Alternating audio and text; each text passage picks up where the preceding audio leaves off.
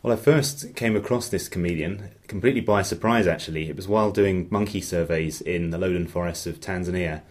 And while counting monkeys, you have to walk very slowly along a line so the monkeys don't hear you before you hear them. And I came across a snake, and the snake was immediately in front of me on the path, and it was very scared and immediately slithered away. But when the snake fled, it left its lunch, it left the food it was eating on the path as it fled. And when I looked closely, it turned out to be a chameleon. And to my amazement, when I'd taken this photograph of the chameleon to local experts, it was immediately obvious it was new. Describing a new species begins with the morphology. It begins with what the thing looks like, and it was immediately obvious to the experts that this was a new species, largely because of the patterns of the scales on its head and the shape of its head.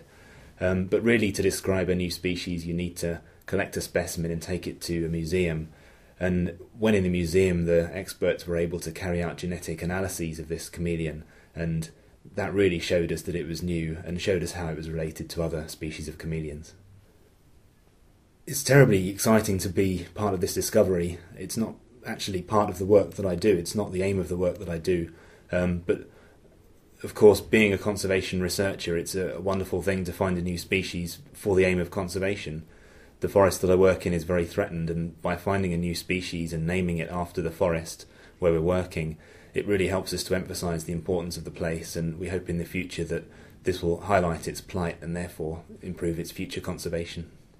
The project I'm involved in Tanzania is it's through Flamingo Land Theme Park and Zoo, which is in North Yorkshire, working together with the University of York, and the aim of the project is to better conserve forests. So finding this new species, we hope, will really help the aims of the project.